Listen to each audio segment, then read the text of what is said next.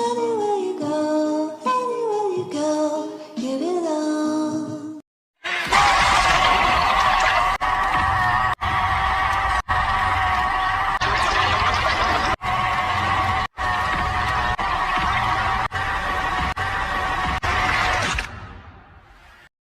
അങ്ങനെ ഇന്ന് നമ്മൾ വെൽക്കം ടു ഡെറി സീരീസിലെ ഫസ്റ്റ് സീസണിലെ അവസാന 8ാമത്തെ എപ്പിസോഡാണ് കാണാൻ പോകുന്നത്. പറയാൻ വാക്കുകളില്ല. ഈ എപ്പിസോഡിൻ്റെ തുടക്കം മുതൽ അവസാനം വരെ വേറെ ലെവലാണ്.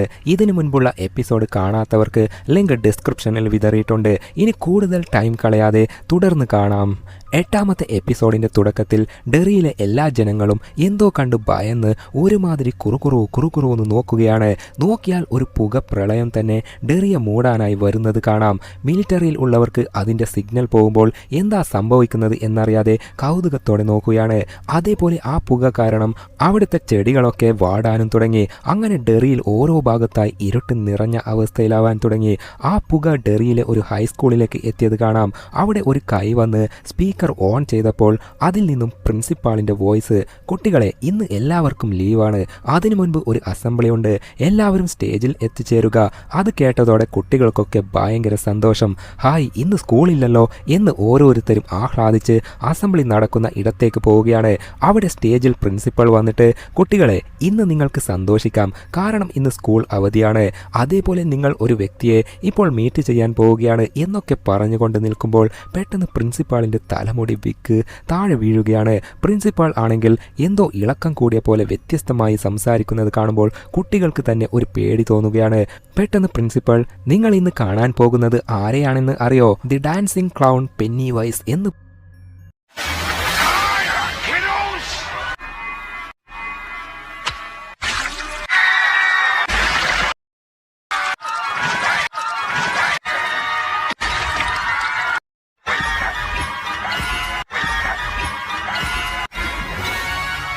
പെട്ടെന്ന് പെന്നിവൈസ് ഒരൊറ്റ വരവ് വന്ന് പ്രിൻസിപ്പളിനെ തൂക്കി നിർത്തുകയാണ്.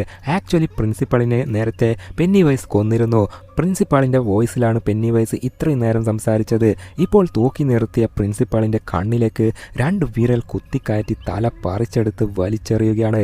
അത് കണ്ട് പേടിച്ച് അലറി കുട്ടികൾ അവിടുന്ന് ഓടി രക്ഷപ്പെടാൻ ട്രൈ ചെയ്തെങ്കിലും അവിടെയുള്ള ഡോറൊക്കെ ലോക്കായിരുന്നു. പെന്നിവൈസ് ആണെങ്കിൽ അവിടെ ഡാൻസ് കളിച്ച് അവസാനം അവൻ്റെ കൊടൂര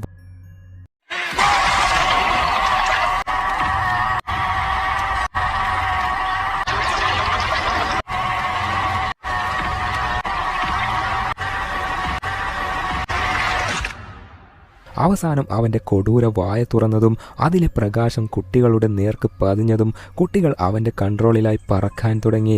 അന്നേരം പെന്നിവൈസ് അവിടെയുള്ള കർട്ടൻ മാറ്റിയപ്പോൾ അവിടെ ഒരു വാഹനം കാണാം. കുട്ടികളെയൊക്കെ കൺട്രോൾ ചെയ്ത് അതിലൂടെ പോകാനാണ് ഉദ്ദേശം.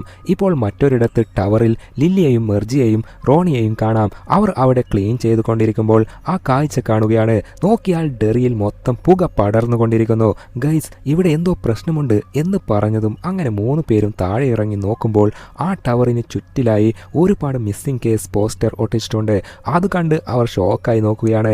എന്തെന്നാൽ ആ പോസ്റ്ററിൽ ഒക്കെ ഉള്ളത് ഇവർ പഠിക്കുന്ന സ്കൂളിലെ കുട്ടികളാണ്. ഇത് സത്യമാണോ, ശരിക്കും ഉള്ളതാണോ എന്ന് അവർക്ക് ഉൾക്കൊള്ളാൻ പറ്റിയില്ല.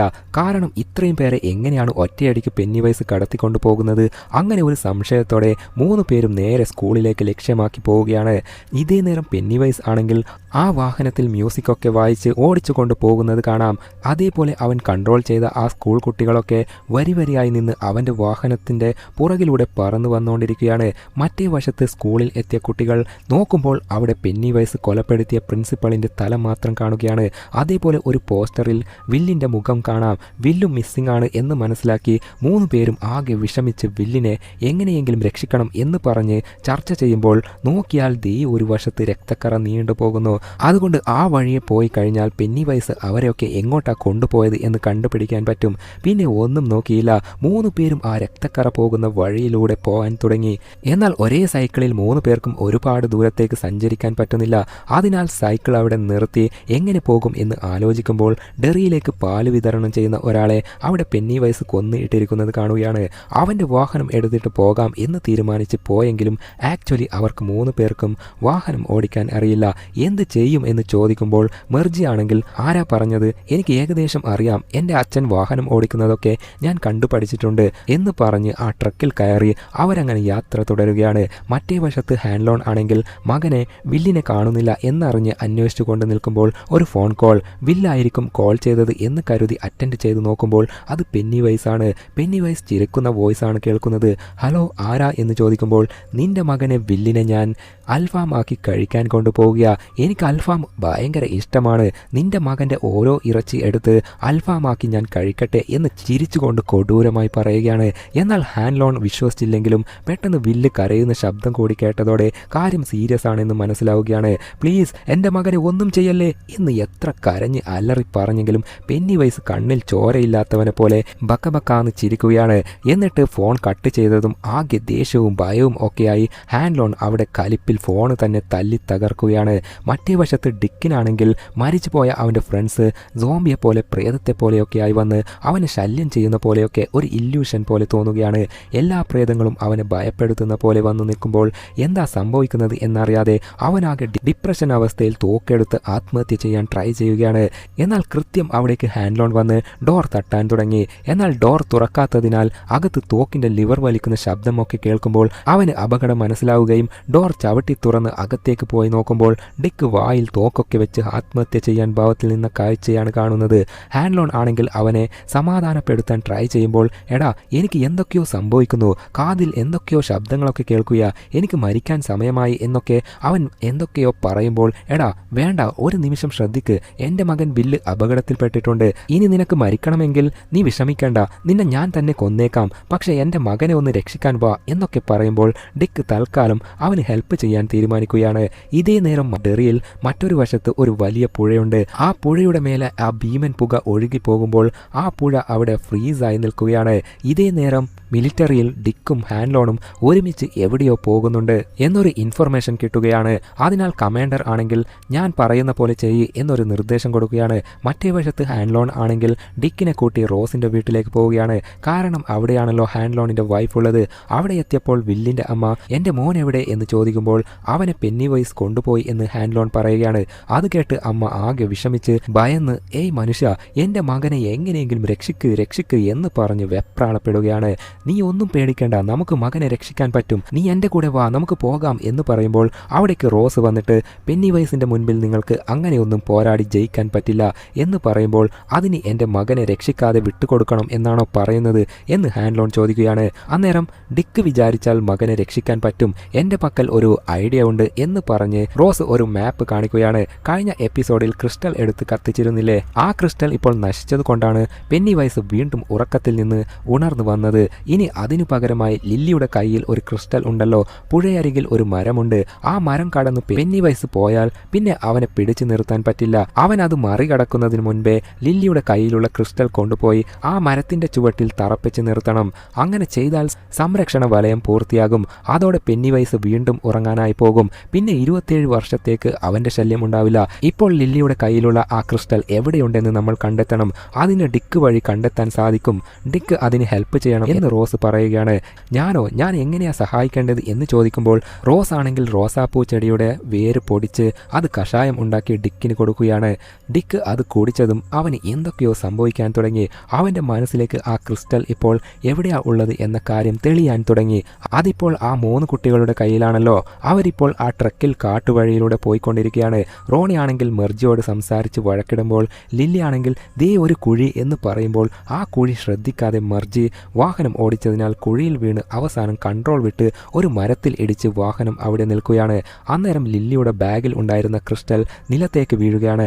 അത് കണ്ട് മെർജി ഇറങ്ങി ആ ക്രിസ്റ്റൽ എടുക്കാൻ നോക്കുമ്പോൾ പെട്ടെന്ന് ലില്ലി ഏയ് അത് തൊടല്ലേ എന്ന് പറഞ്ഞ് ഓടി വന്ന് ആ ക്രിസ്റ്റൽ എടുക്കുകയാണ്. ഈ കാര്യങ്ങളൊക്കെ ഡിക്കിന്റെ മനസ്സിൽ തെളിയുകയായിരുന്നു. അക്കാര്യങ്ങളൊക്കെ ഇപ്പോൾ ഇവരോട് പറഞ്ഞിട്ട് അവർ 3 പേരും ആ പെന്നിവൈസിന്റെ അടുത്തേക്കാണ് പോയിക്കൊണ്ടിരിക്കുന്നത് എന്ന് പറയുമ്പോൾ എന്ത് എൻ്റെ മകൾ പെന്നിവൈസിന്റെ അടുത്തേക്കാണ് പോകുന്നത് എന്ന് പറഞ്ഞ് ഹാങ് ഹാങ് അതിശയത്തോടെ ചോദിക്കുകയാണ്. പിന്നെ ഒന്നും നോക്കിയില്ല, അൺകോൺഷ്യസിലുള്ള ഡിക്കിനെ തൂക്കിയെടുത്ത് വാഹനത്തിൽ കയറ്റി ആ ക്രിസ്റ്റൽ കൈക്കലാക്കാൻ വേണ്ടി പോവുകയാണ്. ഡിക്ക് അവൻ്റെ ഉൾബോധ ശക്തി ഉപയോഗിച്ച് വഴി കാട്ടിക്കൊടുക്കുകയാണ്. ഇപ്പോൾ റോസ് ഒരു കാര്യം പറയുന്നു. ആ ക്രിസ്റ്റൽ പാരമ്പര്യമായി കൈമാറിയ നമ്മളെപ്പോലുള്ളവർക്ക് മാത്രമേ കൺട്രോൾ ചെയ്ത് നിർത്താൻ പറ്റുകയുള്ളൂ. വേറെ ആരെങ്കിലും അത് കയ്യിൽ വെച്ചാൽ അവർക്ക് വേറെ ചില വിഷ്വൽസ്, ഹാലോസിനേഷൻ ഒക്കെ വരും. അതോടെ അവരുടെ മൈൻഡ് മൊത്തമായി മാറും എന്നൊക്കെ പറയുകയാണ്. ഇപ്പോൾ ലില്ലിയെ കാണാം. അവളുടെ കയ്യിലെ ക്രിസ്റ്റൽ അവളുടെ സ്വഭാവം മൊത്തമായി മാറ്റുകയാണ്. അവൾ എന്തോ വ്യത്യസ്തമായി പെരുമാറുന്നത് കണ്ട് മെർജിയും റോണിയും ആ ക്രിസ്റ്റൽ നമ്മുടെ കയ്യിൽ താ, അത് നീ പിടിച്ചു കഴിഞ്ഞാൽ ആപത്താണ് എന്ന് പറയുമ്പോൾ ഇല്ല, ഇത് ഞാൻ തരില്ല, ഇത് എൻ്റെയാണ് എന്ന് പറഞ്ഞ് അവൾ വ്യത്യസ്തമായി പെരുമാറാൻ തുടങ്ങി. എന്നാൽ അവർ രണ്ടുപേരും അവളുമായി വഴക്കിടാൻ തുടങ്ങി. ലില്ലി ആണെങ്കിൽ ആ ക്രിസ്റ്റൽ എടുത്ത് ഓടാൻ തുടങ്ങി. ഒരു ഘട്ടത്തിൽ ലില്ലിയെ അവർ രണ്ടുപേരും പിടിച്ച് ഉരുണ്ടു വീണ് ലില്ലിയെ ലോക്ക് ചെയ്ത് എടി ഞങ്ങൾ നിന്റെ ഫ്രണ്ട്സ് അല്ലേ, നീ എന്തിനാ ഞങ്ങളെ ഭയക്കുന്നത് എന്നൊക്കെ പറയുമ്പോൾ പെട്ടെന്ന് ലില്ലി ആ ക്രിസ്റ്റലിൻ്റെ കൺട്രോളിൽ നിന്ന് നോർമലാവുകയാണ്. ശേഷം ആ ക്രിസ്റ്റൽ മെർജി വാങ്ങിയപ്പോൾ അവളുടെ കയ്യിൽ ആ ക്രിസ്റ്റൽ ജ്വലിക്കാൻ തുടങ്ങി. ഇതെന്താ ഇങ്ങനെ ജ്വലിക്കുന്നത് എന്ന് 3 പേരും നോക്കി നിൽക്കുമ്പോൾ പെട്ടെന്ന് റോണി എന്തോ കണ്ട് ഭയപ്പെടുകയാണ്. നോക്കിയാൽ അവിടെ ആ പുഴ ഫ്രീസായി നിൽക്കുന്നത് കാണുകയാണ്. അതേപോലെ അതിനപ്പുറത്ത് സ്കൂളിലെ എല്ലാ കുട്ടികളും പെന്നിവൈസിൻ്റെ ആ വാഹനത്തിൻ്റെ പുറകിൽ വായുവിൽ സ്റ്റക്കായി നിൽക്കുന്നതായി കാണുകയാണ്. മറ്റേ വശത്ത് അവർ ഡിക്കിൻ്റെ ടീം ആ ഫ്രീസ് ആയ പുഴയുടെ അരികിൽ എത്തുമ്പോൾ എത്രയും പെട്ടെന്ന് അവിടെ എത്തണം, ഇല്ലെങ്കിൽ എല്ലാം നശിക്കും എന്ന് ഡിക്ക് ഉൾബോധത്തോടെ പറയുകയാണ്. മറ്റേ വശത്ത് 3 പേരും വില്ലിനെ രക്ഷിക്കാൻ വേണ്ടി ആ ഫ്രീസായി നിൽക്കുന്ന കുട്ടികളുടെ അടുത്തേക്ക് ഓടിപ്പോവുകയാണ്. അതിൽ വില്ല് എവിടെയാ എന്ന് ഓരോരുത്തരെയും മുഖത്തേക്ക് നോക്കി കണ്ടുപിടിക്കാൻ ശ്രമിക്കുകയാണ്. അങ്ങനെ നോക്കി അവസാനം പെന്നിവൈസിൻ്റെ ആ വാഹനത്തിൻ്റെ അടുത്താണ് വില്ലുള്ളത്. അവനെ എങ്ങനെയെങ്കിലും താഴെ ഇറക്കണം എന്ന് കരുതി ഓരോരുത്തരായി തുള്ളിച്ചാടി അവനെ പിടിച്ച് താഴെ ഇടാൻ ശ്രമിക്കുകയാണ്. എന്നാൽ അവർക്ക് അവനെ തൊടാൻ പോലും കഴിഞ്ഞില്ല. പെട്ടെന്ന് അവിടെയുള്ള പെന്നിവൈസിൻ്റെ വാഹനത്തിൻ്റെ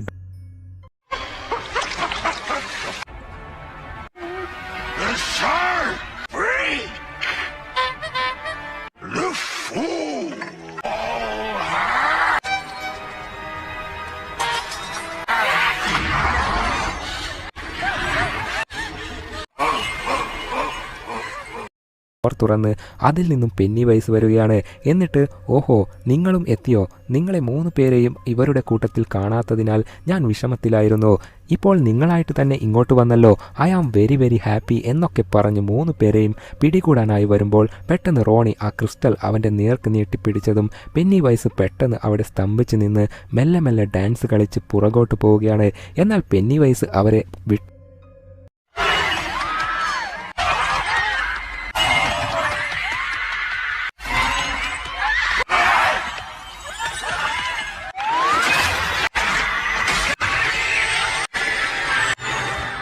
പെട്ടെന്ന് 3 പേരുടെയും ഓരോ വശത്തേക്കായി ഭയപ്പെടുത്തുന്ന പോലെ വന്നു നിന്ന് ഓടുകയാണ്. എന്നാൽ റോണിയാണെങ്കിൽ ക്രിസ്റ്റൽ കാണിച്ച് പെന്നിവൈസിനെ ഭയപ്പെടുത്താൻ ശ്രമിച്ചെങ്കിലും യഥാർത്ഥത്തിൽ ഭയന്നു പോയത് പെന്നിവൈസ് ആയിരുന്നില്ല, ഇവർ 3 പേരുമാണ്. പേടിച്ച് പുകയായതിനാൽ മൂത്രം ഒഴിച്ചോ എന്നറിയില്ല, അലറി കരഞ്ഞു നിൽക്കുകയാണ്. പെട്ടെന്ന് പുറകിൽ നിന്ന് പെന്നിവൈസിൻ്റെ കൈ മാത്രം വന്ന് മെർജിയുടെ കാലിൽ പിടിച്ച് വലിച്ചു കൊണ്ടുപോവുകയാണ്. മൊത്തം ബ്ലാക്ക് സ്പോട്ട് ആയതിനാൽ മെർജ് എവിടെ പോയി എന്ന് ഇവർക്ക് കാണാനും പറ്റുന്നില്ല. ഇപ്പോൾ മെർജിൻ്റെ അടുത്ത് പെന്നിവൈസ് വന്നിട്ട് ഞാൻ നിന്നെ കടിച്ച് തിന്നാൻ പോവുകയാണ് മെർജി ടോയ്സറെ എന്ന് പറയുകയാണ്. എന്ത് ടോയ്സറോ, അതെൻ്റെ പേരല്ലല്ലോ എന്ന് മെർജി പറയുമ്പോൾ അതെ, നിനക്ക് ഇപ്പോൾ കല്യാണം ആയിട്ടില്ലല്ലോ, കല്യാണം കഴിഞ്ഞാൽ നിന്റെ പേര് മെർജി ടോയ്സർ എന്നായിരിക്കും, കാരണം നിന്റെ ഹസ്ബൻഡിൻ്റെ പേര് ടോയ്സർ എന്നാണ്. നീ ഭാവിയിൽ പ്രേമിക്കും, കല്യാണം കഴിക്കും, അതിനുശേഷം പ്രഗ്നൻ്റ് ആകും, എന്നിട്ട് എന്നെ കൊല്ലാൻ പോകുന്ന റിച്ചിക്ക് ജന്മം നൽകും, ഇതാണ് നടക്കാൻ പോകുന്നത്. എന്നാൽ ഞാൻ നിന്നെ ഇപ്പോൾ കൊന്നാൽ ഭാവിയിൽ റിച്ച് ജനിക്കില്ലല്ലോ, റിച്ച് ജനിച്ചില്ലെങ്കിൽ ഭാവിയിൽ അവൻ എന്നെ കൊല്ലില്ലല്ലോ എന്നൊക്കെ പറഞ്ഞ് പെന്നിവൈസ് ഡാൻസ് കളിക്കുകയാണ്. അതൊക്കെ കണ്ട് എന്താ നീ പറയുന്നത്, എനിക്ക് മനസ്സിലാകുന്നില്ല എന്ന് മെർജി ചോദിക്കുകയാണ്. അന്നേരം പെന്നിവൈസ് ഒരു മിസ്സിംഗ് പോസ്റ്റർ ഓപ്പൺ ചെയ്ത് കാണിച്ചിട്ട് ഇതാണ് നിനക്ക് ഭാവിയിൽ ജനിക്കാൻ പോകുന്ന കുട്ടി റിച്ചി എന്ന് പറയുകയാണ്. ഇവിടെ ഒരു കാര്യം ശ്രദ്ധിക്കാനുള്ളത്, ഇറ്റ് മൂവി ഉണ്ടല്ലോ, അതിൽ റിച്ചി എന്ന ക്യാരക്ടർ ഉണ്ടല്ലോ, അവൻ മെർജിയുടെ മകനാണ്. ഇപ്പോഴുള്ള റിച്ചാർഡ് എന്ന റിച്ച് മരിച്ചു പോയിരുന്നില്ലേ, അതിനാൽ ഭാവിയിൽ മെർജി കല്യാണം കഴിച്ച് ജനിക്കാൻ പോകുന്ന ആൺകുട്ടിക്ക് റിച്ചി എന്ന പേര് വെക്കുന്നു. കഴിഞ്ഞ കാലവും ഈ കാലവും വരാനിരിക്കുന്ന കാലവും എല്ലാ കാലവും എനിക്ക് ഒരേപോലെയാണ് എന്നൊക്കെ പറഞ്ഞ് പെന്നിവൈസ് അവൻ്റെ 128 പല്ല് കാണിച്ച് മെർജിയെ കടിച്ച് തിന്നാൻ പോകുമ്പോൾ പെട്ടെന്ന് പെന്നിവൈസ് അവിടെ അനങ്ങാൻ പറ്റാതെ ഫ്രീസായി നിൽക്കുകയാണ്. ഇതെങ്ങനെ ഇങ്ങനെ സംഭവിച്ചത് എന്നറിയാതെ മെർജി അതിശയിച്ച് തൽക്കാലം അവിടുന്ന് രക്ഷപ്പെട്ട് ഓടിപ്പോയി ആ 2 പേരുടെ അടുത്ത് എത്തുകയാണ്. പെട്ടെന്ന് അവിടെ ഫ്രീസായി നിന്ന എല്ലാവരും നിലത്തേക്ക് ഒരൊറ്റ വീഴ്ച. അതിലുണ്ടായിരുന്ന വില്ലിന് ബോധം തിരിച്ചു കിട്ടുകയാണ്. അങ്ങനെ ആശ്വസിച്ച് നിൽക്കുമ്പോൾ പെട്ടെന്ന് അവിടേക്ക് ഡിക്കിന്റെ ടീം വാനിൽ വന്നിരുന്നില്ലേ, അവർ പെട്ടെന്ന് അവിടെ എത്തി. ചുറ്റിലും ഫോഗ് ആയതിനാൽ അടുത്തുള്ളത് മാത്രമാണ് കാണുന്നത്. അടുത്തെത്തുമ്പോഴാണ് അവർക്ക് കുട്ടികളെ കണ്ടത്. സഡൻ ബ്രേക്ക് ഇട്ട് ഒരൊറ്റ നിൽപ്പ്. ഉടനെ എല്ലാവരും ഇറങ്ങി വന്ന് റോണിയുടെ കയ്യിലുണ്ടായിരുന്ന ആ ക്രിസ്റ്റൽ വാങ്ങുകയാണ്. വില്ലിന്റെ അമ്മ വില്ലിനെ കെട്ടിപ്പിടിച്ച് സമാധാനപ്പെടുകയാണ്. ശേഷം ഡാനിയലും ഹാൻലോണും ആ ക്രിസ്റ്റൽ മരച്ചുവട്ടിൽ തറപ്പിച്ച് നിർത്താൻ വേണ്ടി ഓടിപ്പോകുമ്പോൾ പെട്ടെന്ന് ഓപ്പോസിറ്റ് സൈഡ് കമാൻഡറിന്റെ ആൾക്കാർ വന്ന് വെടിവെക്കാൻ തുടങ്ങി. രണ്ടുപേരും വെടികൊണ്ട് നിലത്ത് വീഴുകയാണ്. അന്നേരം എല്ലാവരും ഭയന്ന് ഓരോ വശത്തായി ഒളിഞ്ഞു നിൽക്കുകയാണ്. ഡാനിയലിന്റെ കഴുത്തിലാണ് ബുള്ളറ്റ് കൊണ്ടത്. അതിനാൽ അവൻ അവിടെ സ്പോട്ടിൽ മരിച്ചു പോവുകയും ചെയ്തു. ഹാൻലോണിനാണെങ്കിൽ കാലിലാണ് ബുള്ളറ്റ് കൊണ്ടത്. അതിനാൽ മരിച്ചില്ല. മറുവശത്ത് കമാൻഡർ അവർക്ക് എന്തു പറ്റിയെന്ന് പോയി ചെക്ക് ചെയ്യ് എന്ന് പറഞ്ഞു വിടുകയാണ്. അങ്ങനെ കുറച്ചു പേർ ഹാൻലോണിന്റെ അടുത്തേക്ക് നടന്നു വരുമ്പോൾ ഹാൻലോണിന്റെ അടുത്താണെങ്കിൽ വില്ല് ഓടി വന്ന് നിൽക്കുമ്പോൾ ഹാൻലോൺ ആ ക്രിസ്റ്റൽ അവൻ്റെ കയ്യിൽ കൊടുത്തിട്ട് പുഴയുടെ മറ്റേ വശത്ത് ഒരു മരമുണ്ട്, ഈ ക്രിസ്റ്റൽ അതിൻ്റെ ചുവട്ടിൽ കുത്തി നിർത്തണം, അങ്ങനെ ചെയ്താൽ മാത്രമേ പെന്നി വൈസിനെ തളർത്താൻ പറ്റൂ എന്ന് പറയുമ്പോൾ അച്ഛാ എനിക്ക് നിങ്ങളുടെ അത്രയും ധൈര്യമില്ല, എനിക്ക് പേടിയാവുന്നു എന്ന് പറയുമ്പോൾ മോനെ നിനക്ക് എൻ്റെ അത്രയും ധൈര്യം ആവശ്യമില്ല, എന്നാൽ നിനക്ക് നിൻ്റേതായ ധൈര്യമുണ്ട്, ആ ധൈര്യം വെച്ച് ഞാൻ പറയുന്ന കാര്യം നീ ചെയ്യ്, എല്ലാവർക്കും വേണ്ടി നീ ഇത് ചെയ്തേ ആവണം എന്ന് പറഞ്ഞു വിടുകയാണ്.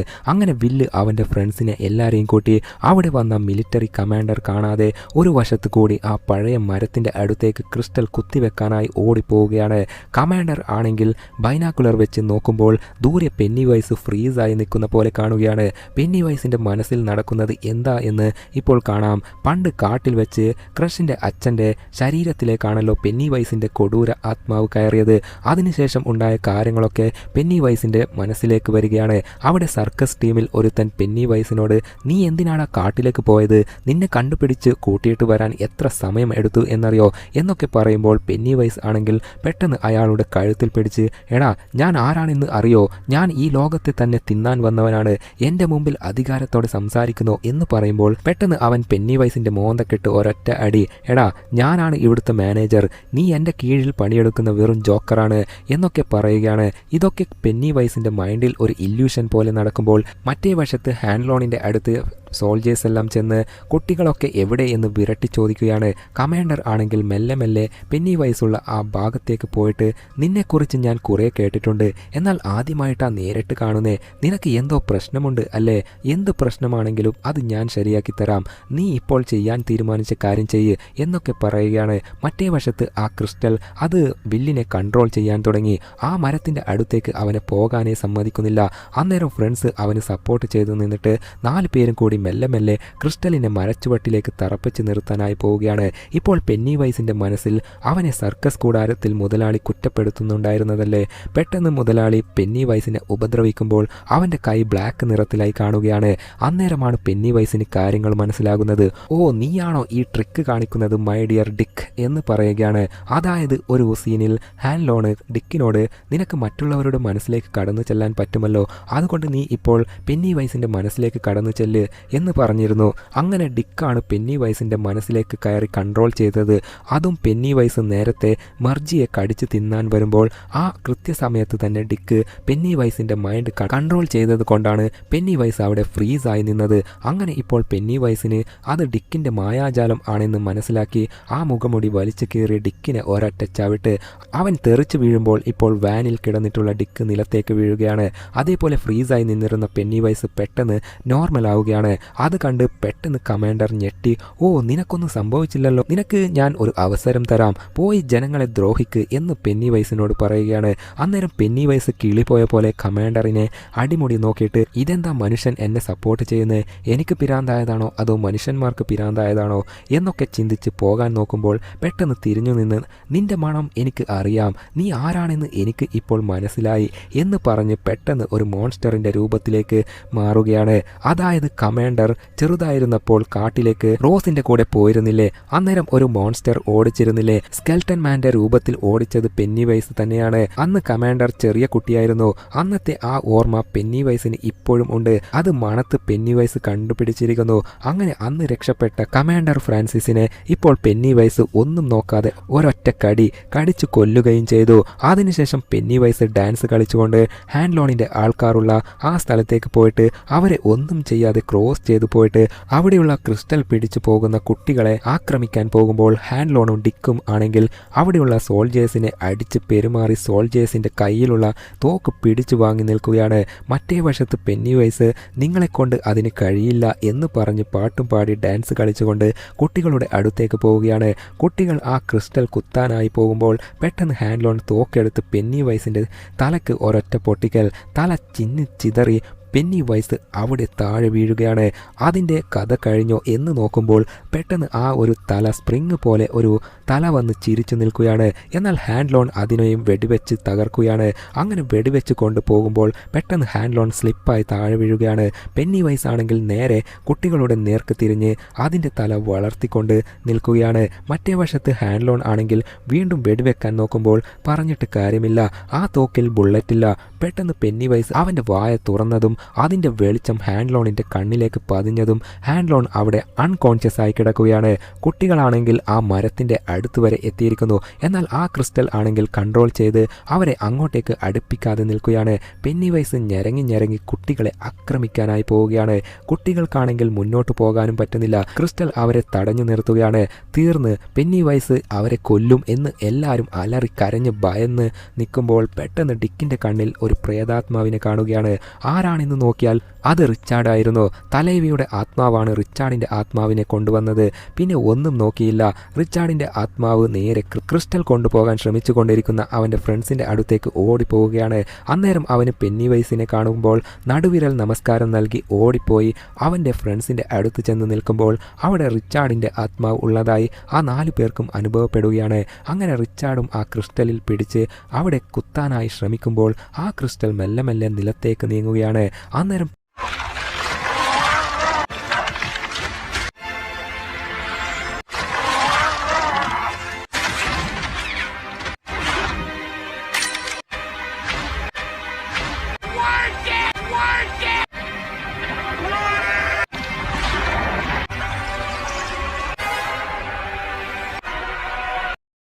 പെന്നിവൈസ് ആണെങ്കിൽ മെല്ലെ മെല്ലെയായി ചിറകൊക്കെ വന്ന് മോൺസ്റ്ററിൻ്റെ കൊടൂര രൂപമായി മാറി ചിറകൊക്കെ വെച്ച് കുട്ടികളുടെ നേർക്ക് പറക്കാൻ ട്രൈ ചെയ്യുകയാണ്.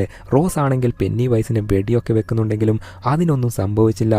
അങ്ങനെ പെന്നിവൈസ് ഒരു വവ്വാലിൻ്റെ രൂപത്തിലായി പറന്ന് കുട്ടികൾ ക്രിസ്റ്റൽ നിലത്ത് തറപ്പിക്കുന്നതിന് മുൻപേ അത് തടയാനായി അവരുടെ നേർക്ക് പറന്നു പോവുകയാണ്.